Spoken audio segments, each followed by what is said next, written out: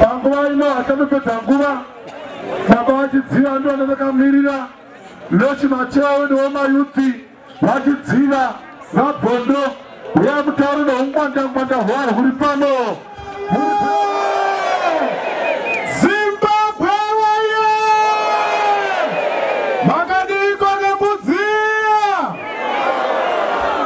aiwa tine mufaro neuwandu hwenyu pamusoro iPresident Advocate Nelson Chamisa pamusoro iprovince yese iri pano neutungamiriri hwese amai vedu amai kore vari pano ini nhasi pano semukuru wevechidiki ari commander weThe Movement for Democratic Change Alliance Youth Assembly ndangomira panapa kuti ndipe warning kune mukomana anonzi Olstandinyo Chiwenga kuti nyika ino baba haina hatingachengetedzi legacy yecorruption munyika ino baba hatingachengetedzi legacy yekuuraya vanhu munyika ino baba hatichengetedzi legacy yekumba madiamond tinoda 15 billion yedu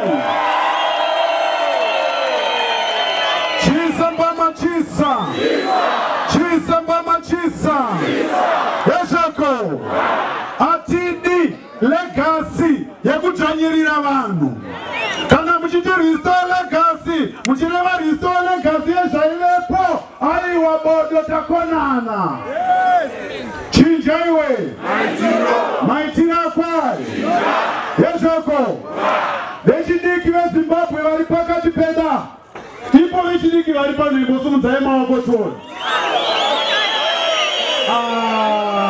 chinjaiwe maitiro akwai vechidiki munodadisa rwendo runo ndezveduwo hande itinoedza zvavakamboitawo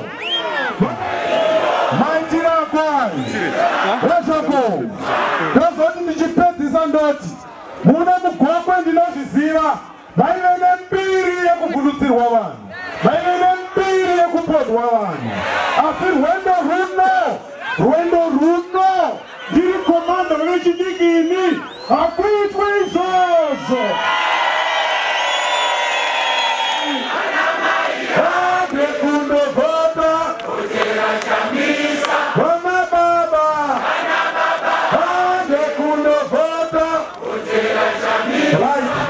mashoko avachidziva ndekuti baba namai pakunotovhota musi wa 30 July musasiyana kupi munobuda baba namai nevana nevazukuru mokuvivi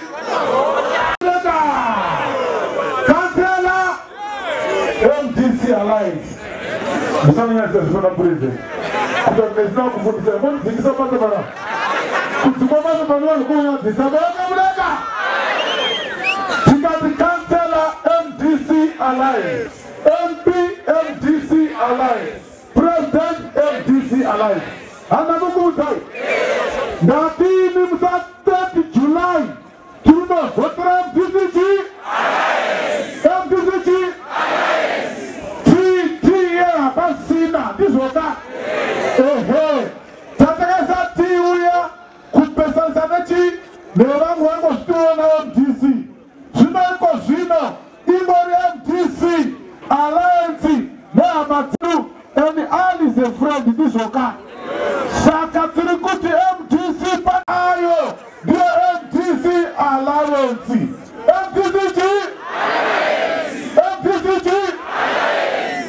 saka musokunovhota ukangosvika panofutuka pasina papa wopa bhasi pepa rako woenda panamba 2 woenda pachipiri woona mufananidzo wavachamisa vari mukati mechanza ndizvoka MDC Alliance yako ndichii chinja maitiro ezovaki mavakamuleka ari maviri kansela MDC Alliance MP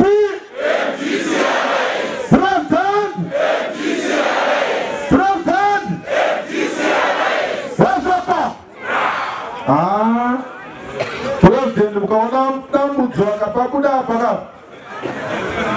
Mukaona anti-garage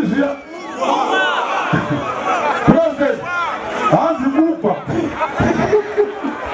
My colleague. Samba machisa. Chisa. Chisa chamisa chisa. Chisa. Nepuziao. Wazoko. Ngemufaro wakanyanya. Kuti zvamaita pano izvi hazvina kumobvira zvakaitwa kana musina kutinwa. Mauya mega nechino chenyu hamuna kutakurwa nemabhazi. Mauya kuzoti enough is enough, Mnangagwa must go neZANU-PF. Mangoda chete kurakidza kuna Mnangagwa kuti aiwaka vaMnangagwa idzo mota dzamuri kutenga idzi muchibranda idzi.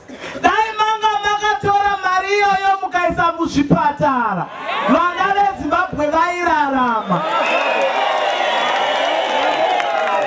Mukaona hurumende yakusvika kuti bheta iite zvinhu zvinoti ivo vabenefit, kureva kuti imi hamusi kufungwa nehurumende iyoyo.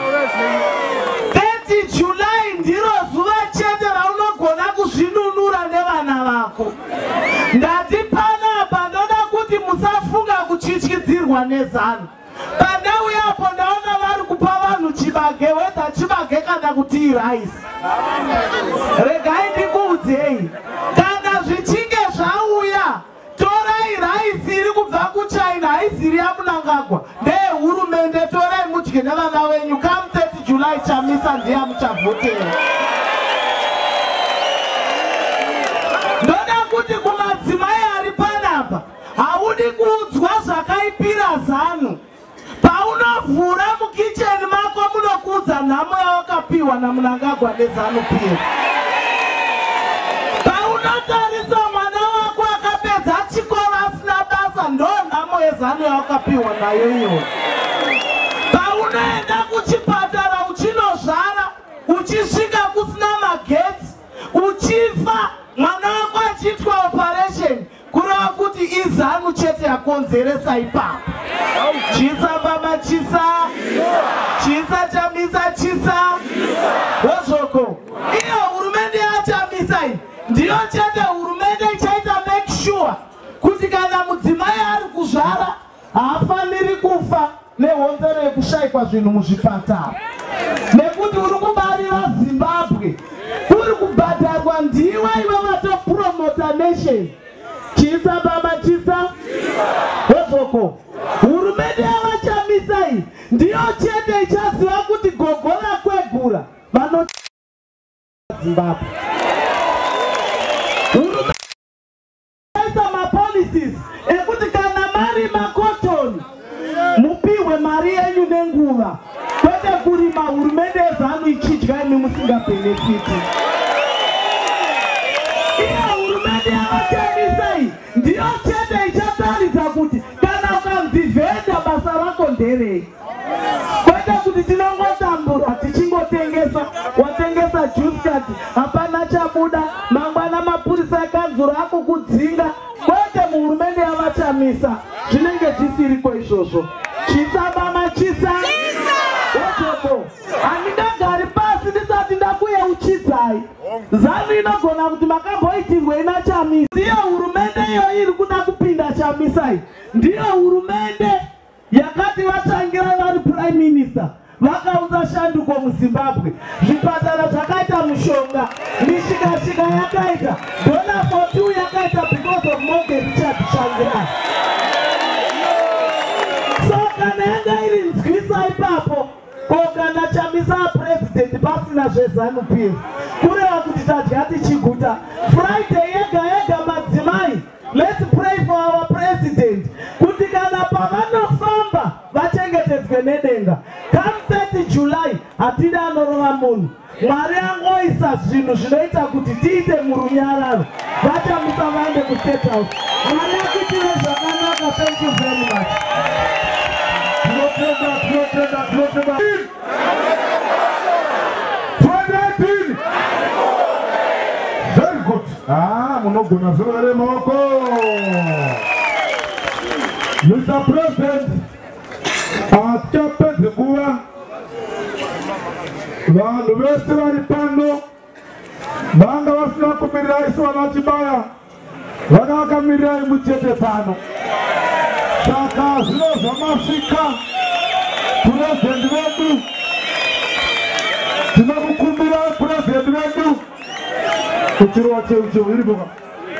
Purezidendi vedu achiuya baba achamisa muri nemuri teuko.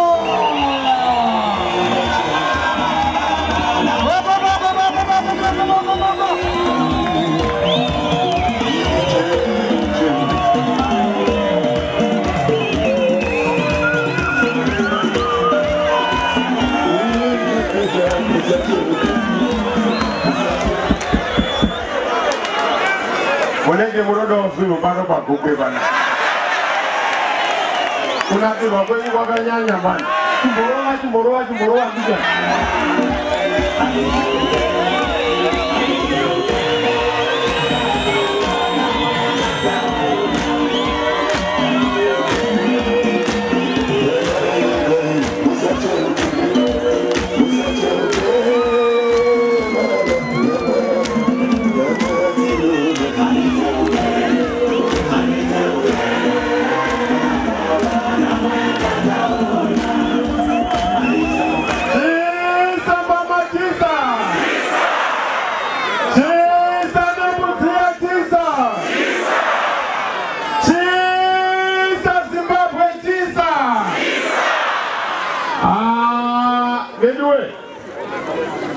Regai ndikutengei ndokutengai nekuuya neudzamu nemutsindo. Dei yanga ari pano Save ndo nhumba yake yekuonekadzana.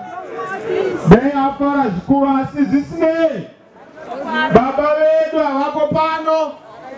Mou kana isipo inosiya mhuru. Moses kana aoneka anosiya Joshua.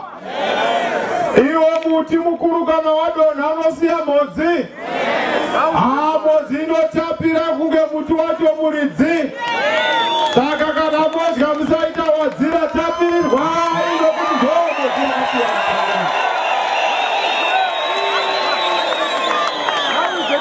Jesus Mama Jesus. Ndashamiswa zvikuru nhasi. Ndanzwa kuti vazhinji venyu masiya chibage. Mati chibage ngatigare chakadaro. Vane tsika yokuda kuunza chibage. Mobva maitwa hwehove yokuti inokandirwa masese kana wemishi kuti idyiwe. Imi mataura kuti vanhu vemuZimbabwe vachangamuka. Hamudyiwe makasvinura sematemba. Inge zvino taakuonekana nenhamo. 30 July inzvimbo yokunoonekana neurombo. Isu hatipikisani navadye-jena naED Mnangagwa.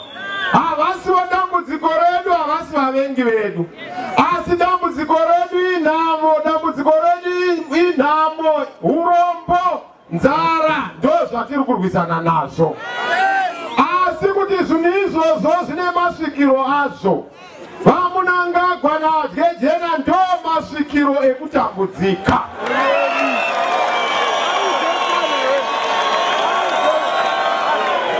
Iza mama Iza Gugula Izenzo Ndobodo rinosikira mashupiko ese nekutambura kwedu. Deitati nenyika yakanaka rodi iyo ayaita muhomba-mbambaira. Rodi iyo harwaita kunge rwizi. Kana pane hurumende munoziona pamigwagwa. Kana pane hurumende munoziona pazvibhorani. Kana pane hurumende munoziona pamvura yepaGrowth Point. Kana pane hurumende munoona mabatiro avanoita vashandi vanoshanda vachiri makotoni. Munhu angati abhadhara nokuita zvese unopiwa 47 cents per kg. Utsinye hwenyoka inoruma saisingati.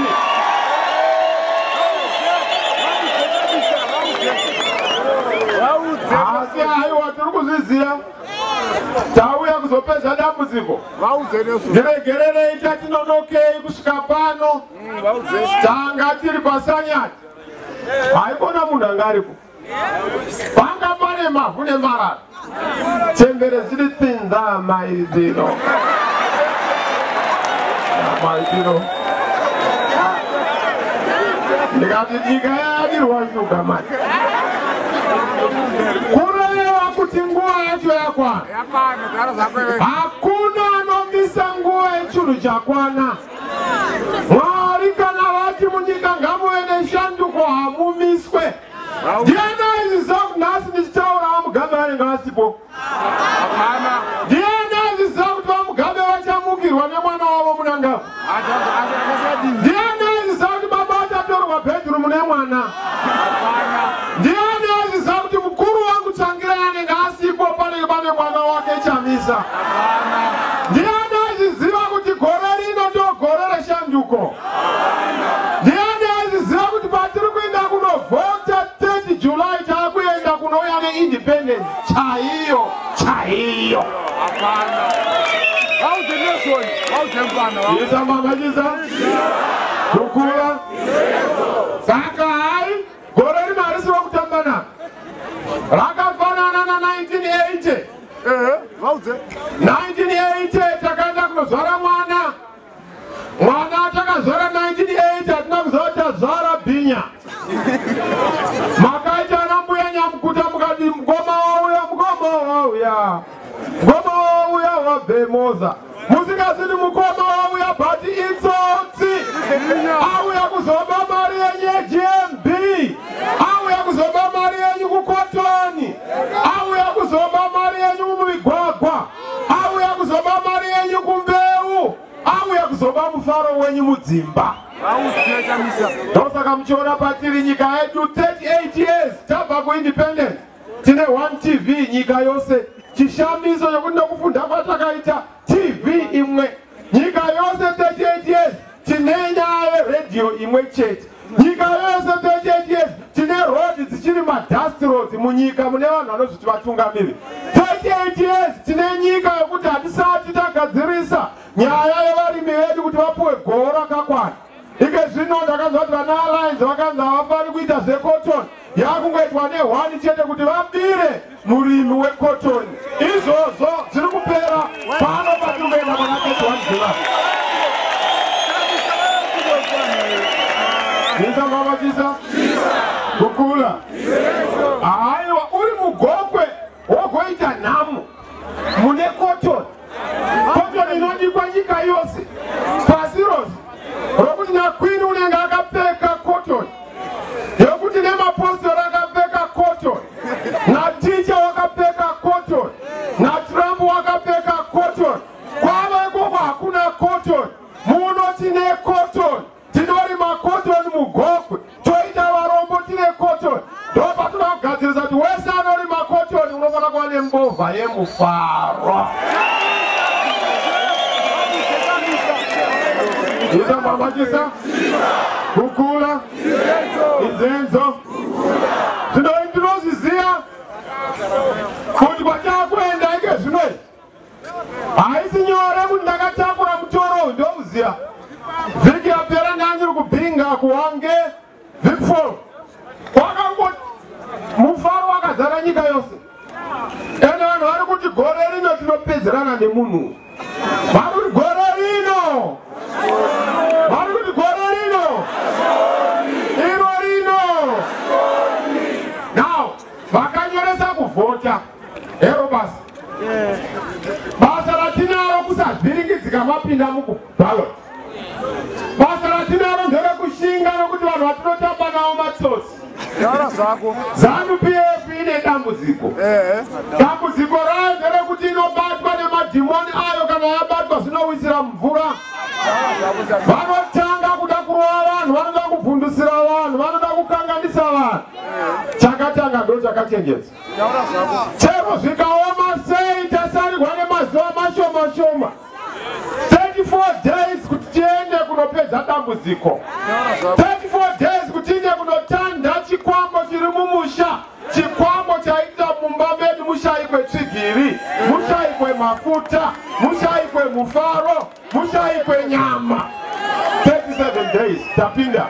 makabaja taenda kunosatura nyika. Saka zvitendei vanhu vokugokwe ndimi makabaja kize nyika. Kize nyika nokuti pana maonero andiri kuita ndekuti nemakore anokwana kuita mana mashanu ndetapedza nenyaya. Ini chishuwo changu semutungamiri wenyu kana mandipa mukana ndewekuti Gokwe isati a growth point. Gokwe ngaite a city, but a city of manufacturing clothes.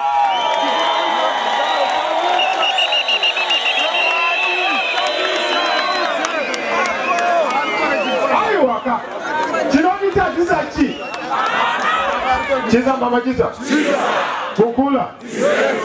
Munozviziva here kune dzimwe nyika vanhu vanenge vachida kutenga zvakachipa zvinenge zvichibva kune nharaunda vanoenda kwazvinogadzirwa.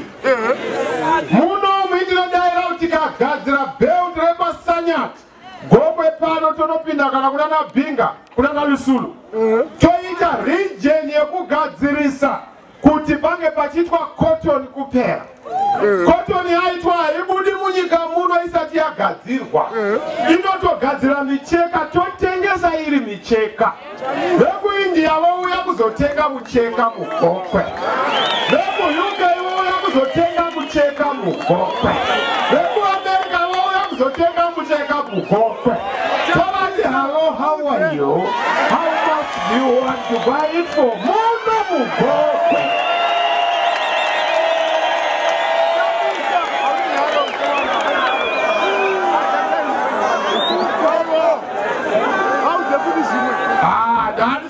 Pano dambudziko rinonesa vasina foresight havaoni zvatiri kutaura, vasina vision havaoni zvatiri kutaura. Ndoda kukuudzai kuti within a short space of time road dzese dzamunodidzo unongoudza macompanies anoita cotton tobva tavabvumidza kuti anenge achikwanisa kupa mari pamusoro itai freedom. Shamwari mukomanayo, we want sober people. Drunkenness does not provide solution. Chizamba majisa kukula izedzo zvinobvumizwa kudhakwa patikazodhakwa tatagadzira nyika handiti. Chizamba majisa kukula. So tine program yekuconverta Gokwe into the hub of manufacturing clothing equipment, clothing products muno muko. And the road is a magazine and makambani ese cotton. Uya kuno vanaola mune mamwe esakadaro chibatana imogadzira mugwagwa unoenda paGokwe kuitira kuti mukwanise kufambisa maproducts zvakadii mari vanayo. But munoita inonzi build, operate and transfer. Vavaka vochitipa isu sehurumende toimhanya.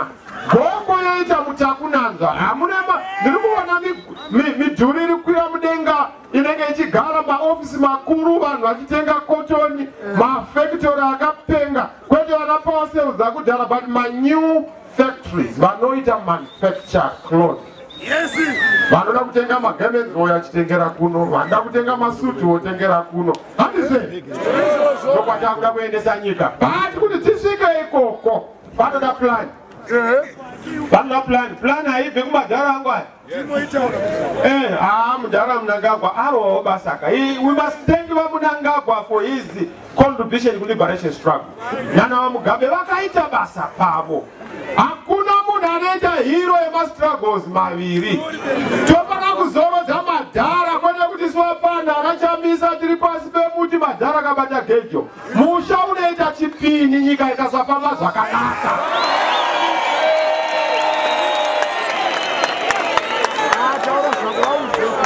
Aiwaka tiswapana hakandizve. Ne tobata otoita pedu vamugabe makarova penyu navamunangagwa navachiwenga chisirayo panha vechidiki torovaka uku kwakuda technology. Imi kwenyu hamungakugoni. Makarova penyu munguva yehondo makatiunzira Zimbabwe tinayo kai. Ende vamwe vanotichamisa akapinda anoda kudzorera minda kuvarungu. Hakuna zvakadaro.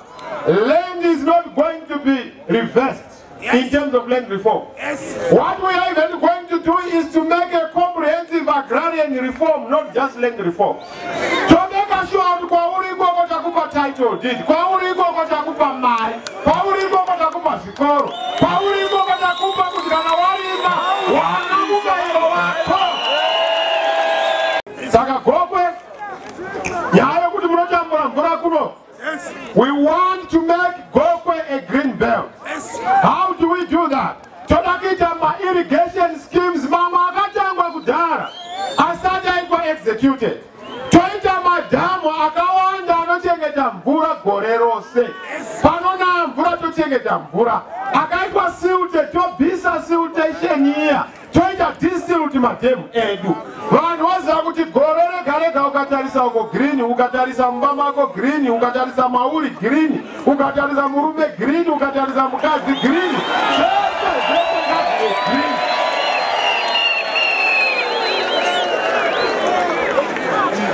Vision. Sinodati. Vision. Sinodati. Vision. Nagajawa ndiro inclusive government. My forum just here. Dikati vanhu vachafudzira mombe nevaseropo zvikazenda mugano wakutenga. Dikati paka stage mdzaka tinogadzirira nyika uone kuti tinokarika sei. Ndemo adiki marai dike zvino mwane barika vamwane matatu vamwe munhu nemunhu ari kubvunza kuti gondo mbiri kweseri kwegomo zondaiwa iko wabata mbevangani pazvichitizga paya.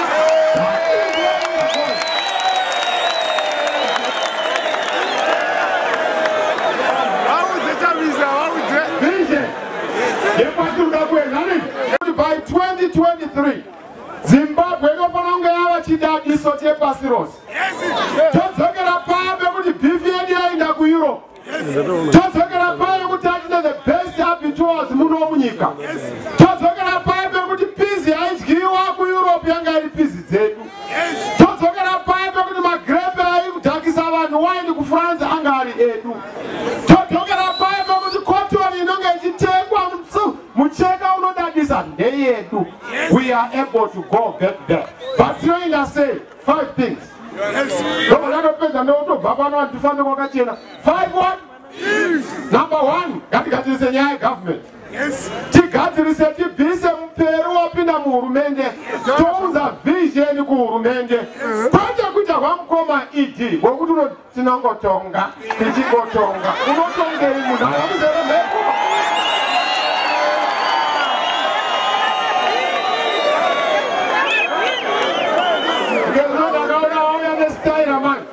Vakunovhura mabhini ndikati mai we chiza mama chiza kukula izenzo.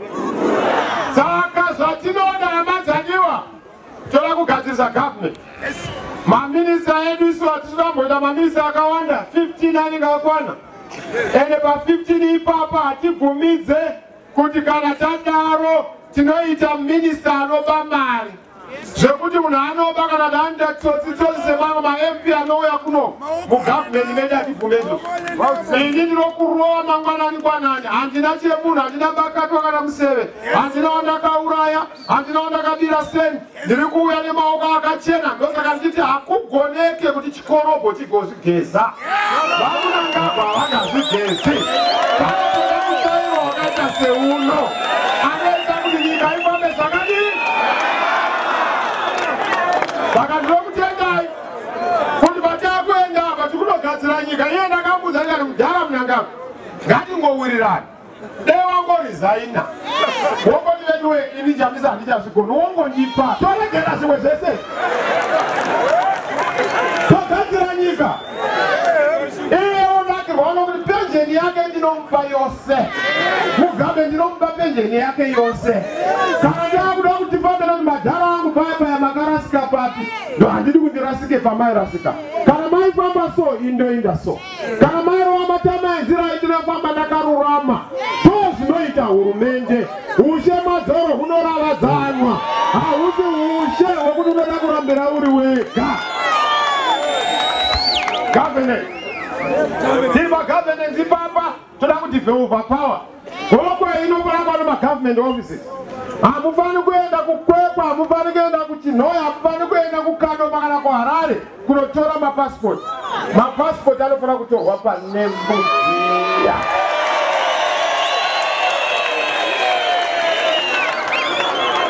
Aiwaka, ndiri kuunza anonzi smart government yekuti inokubudisira mwana achizvarwa usamirira kumoziva motora bheti. Bheti ngarizvarwe nekombiyuta. Ipapo mwana achizvarwa bheti razvarwa. Totokupa nhamba yako yekuti kana wasvika 18 tokupa employment number. Totokupa security number wasvika 18 security number. Totokupa kuti inenge driver's license activated at 18. Tokupa kuti an automatic computerized program yekuti wasvika 18 hauinde kunonyoresa mumotokari voter slip yei automatic on the computer digital registration.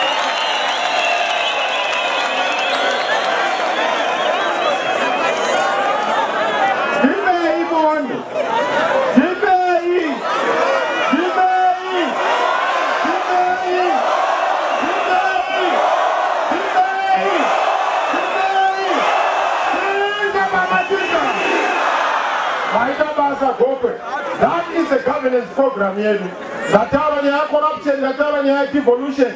Vanhu vanofana kutora mafingerprints ngatorwe pano. Government must be closer to the people. Toda kuiunza kuno government. Vanhu vasafamba nzendo dzakakura. Togadzirisa kuti hurumende iwe hurumende yevanhu. Hurumende haidiri ma-elections etiri kuona iripo iyi. Ma-elections ngaitwe zviri pachena. Awina toenda mberi. So that we move away from politics dzakanyanya toenda kueconomics. Muno munyika we are too much politicking ahead of economics. Let's talk about models of economy. Let's talk about how to borrow and learn some of the best practices. Kuna Malaysia, kuna Singapore. Lee Kuan Yew did it for his country.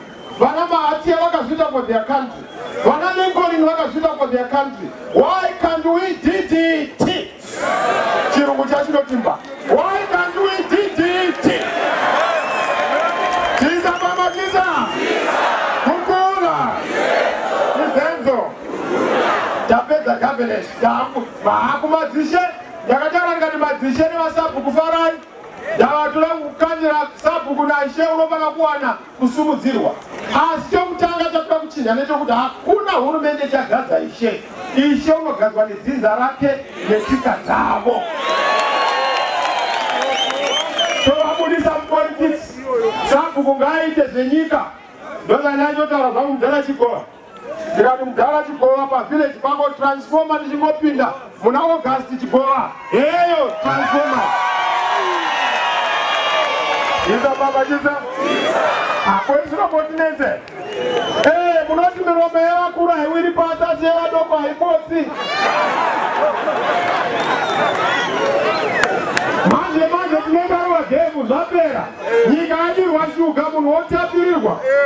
Unonzi uya kumbana kana ndiuiri kumba ngakuye kuno wanakirwa nemufaro. Ndoba tikuendesa nyika koko. Number 1. Number 2, economy. Economy apa ndisipedza nguva ndichingopinda 1 August indigona mangwana ndichingotanga kuvhota ndidatwa pastate kumirira kuredway vamunangagwa regai ndichitangawo pangava kwedu pamakasezedza makaitawo tokutendai ndimi kamakaita bridge kubva kuna Gushungo kusvika kwatiri handise bridge ngaritendwe chero risingaenda haro kwarinofana kunotende asi ngatiritende neparakatiudzira ipapo. Bondi toda kuritira manyaradzo nemagadziro musi uyoyo hatidati kuona futi munyika muno.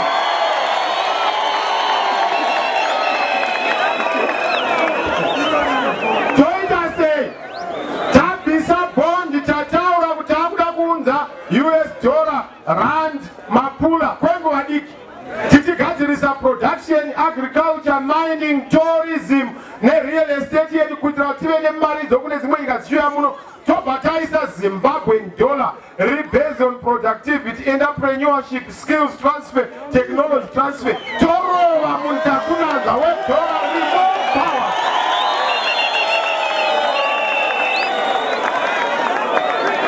Dipei bone, dipei.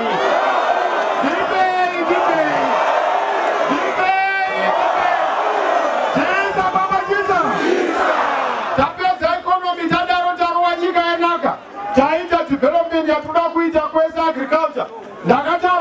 within 5 years toda kuti timove pakurima nemombe, pakurima nemagejo, toenda kunorima nematractor, so that we move from subsistence agriculture to commercial agriculture. We supply outside vanhu vadye, toingiriza yield per hectare, toita kuti nyika yedu ifambe zvakanaka.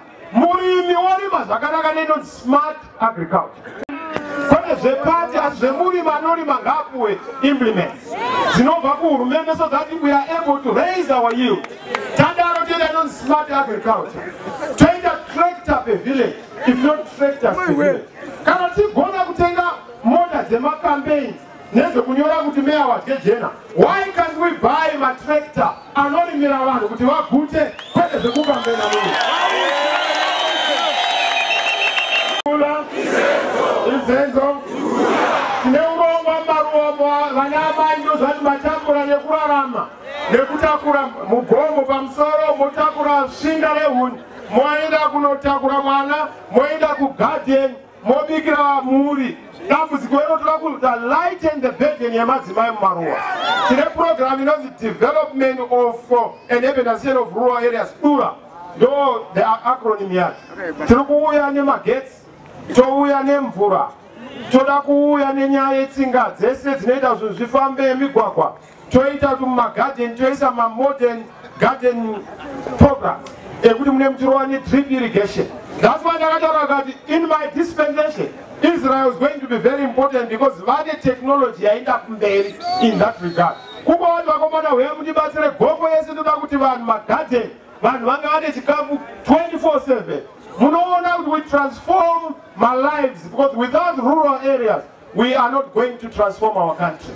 But we also want to reorganize my rural areas so that we have my areas ekuvakira, toenda my areas ekufudzira ufudzi, toenda my areas ekurima within our locality, working with traditional leaders, so that there's a district planner per district anoplana kuti ndekupi kunorimirwa, ndekupi kunoendeswa mombe, ndekupi kunomwa mvura, so that we do not have soil erosion or abuse of our land use. Taenda mberi nenyika kuseri kwekuseri. Mazizwe ya madam. Tisa mama tisa. Chechitatu nyaya social services. Aiwa, tangote kaka. Muchaona program yatinayo muganiba mukana nebi munomwa mvura. Dasiyana nawe komananga.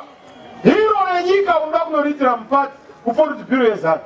Rio renyika haritwe kupati rinofana kuitwa in an inclusive manner. Moita nema eminent persons, ma bishop, ma chiefs, ndio anogara pasi kuti uye heroes. Ma hero asa ari politics church. Ku economics tine ma heroes. Ku music tine ma heroes. Who tell na mrakala sana mapfumo, they are not heroes, but not mutukus.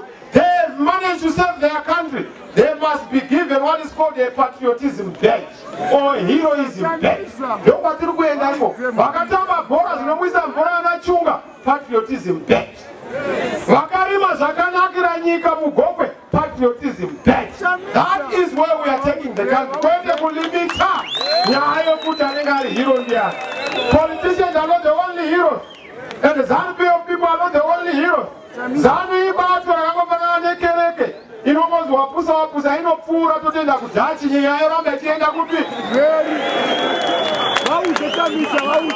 Tisa mama tisa. Kukula. Social services for education. Toda kutanga nekuchinja the curriculum. We want to reverse dambudziko rakaitwa nadokora kueducation. Curriculum yake toda kuibvisa toudza inofadza vabereki.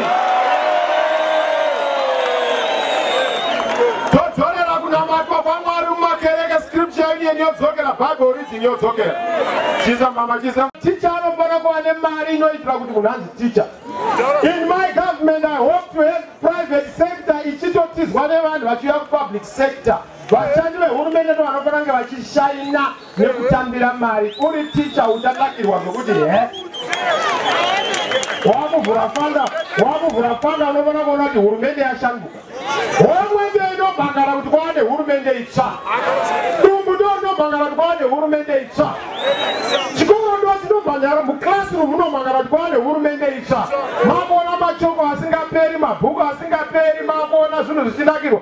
Teacher achiuya akapakwa achiratidza kuti kumba kune love, muklasi mune love. munyika mune love, kubengi kune love, kugovernment kune love, kwese kune love. Teacher, vana grade 1 kusvika 7 ngavapinde mahara nehurumende mubereki tenga uniform chete.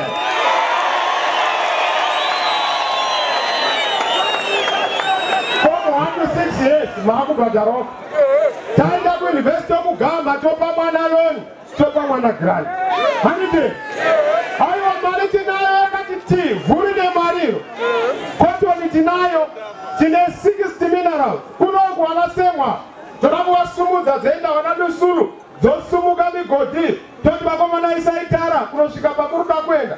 Mangwanani ngwanani, varongo vanenge vakazara plus zvirungu tinorova kadozara takarova chirungu kapara. Mugaba kademjisine varungu hamjazi. Jiza mama jiza. Mukula. Aiwa, health. One of the biggest world-class health centers. Ma hospital ane mishonga kwachezvi kuenda kuti unoshaya nepanadol. Unoshaya nesirinji ungobaiwa kuti tamisa pain. We want to correct that. Tozvigadzirisa. Vabereki vedu 65 and above. Mune makukoreswa government grant. Kuitira kuti mukwanise kuwana pekutangira nokuti mabhezera. Mobva pamudyandimire, moenda pamudyandidhere. Chiza mama chiza. Kukula. Izezo. Mayuthi haiwa tatara kanyema basa. Paese pakaza pana basa pane pakaza pana munhu. Marora jia unezora wanu marai numudhande pabasa hapa. Mujiramba. Ene tukuchinja mashifts ekushanda. Vana hajangoshandi kubva 7 kusvikana 4.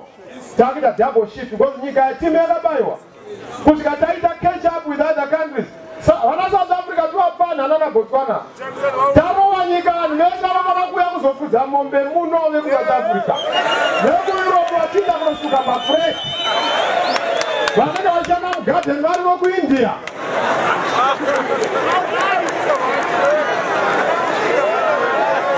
Vakazitaura vakati anopenga mubana. Why should it be possible kuti venyu ndo vanenge kunosuka mafresh kuIndia tichaziva kuti India uye muno? Planning in a vision. Don't have to go get right up. Chechina, infrastructure. I need to get to grow and must spaghetti roads. I don't take an up the car. Road in Gaita Barika Vendare. Barika Kuya Kuno. 4. Cherokatin, the young over on Bottom Road. How do you go to drive out of Baba to Zomara? I didn't Babuda Road. I is the road behind. Jesus, Mama Jesus. Kukula. Our road. Railway yedu toisa ba train anomhanya nespeed. Anotendera nyika yedu. Nyika ichifamba. Haufani kudetseka pakati paita rufu tu. Wasvika. 15 minutes. Handizve. Kwaita muchato. Boom. Wasvika. Network yogadzirwa. Kwenda kutika zvinoizvo network inongodzi yadonha. Wakuda kuti ikwane musikana 20 minutes. Yakata. Watangaze.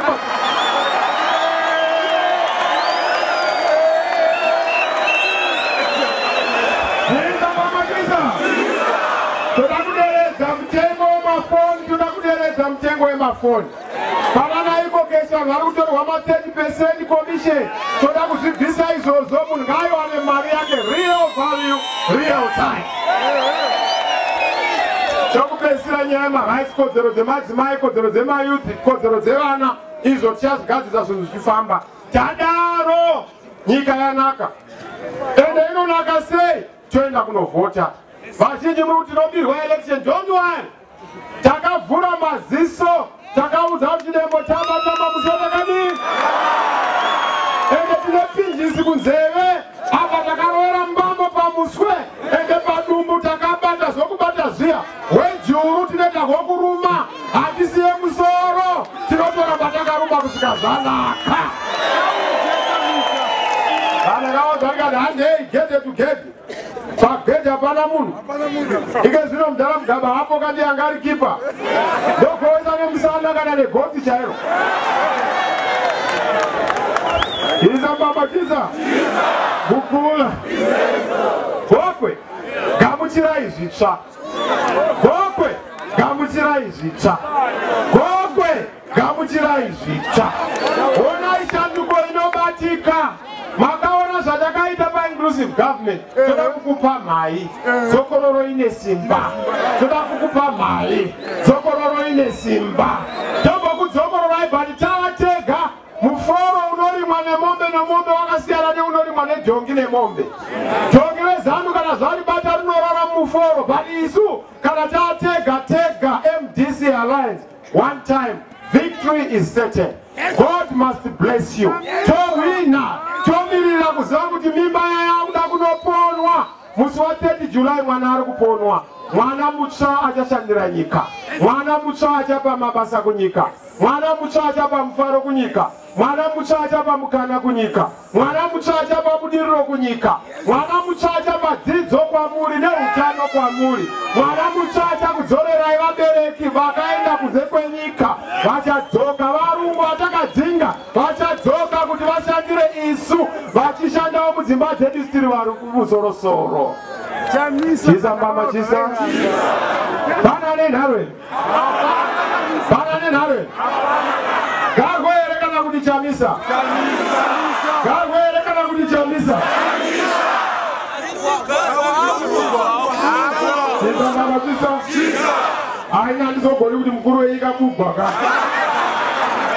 Iye kana kuti chamisa. Nokutengai hama dzadiwa maita basa kuti mufambe kwakachena. Ngatirambei takateerera gwara rekwatiri kuenda. We are going to win. Victory is certain. Hakuna chinotimisa. Nyika yedu yanaka. Tiri kuwana independence yedu yechipiri musi wa 30 July. Help us to vote. Tovhotera shanduko kubva kuna MP. MP wedu ngauye pano. MP wekuno Mugogwe. MP. Chisa mama chisa.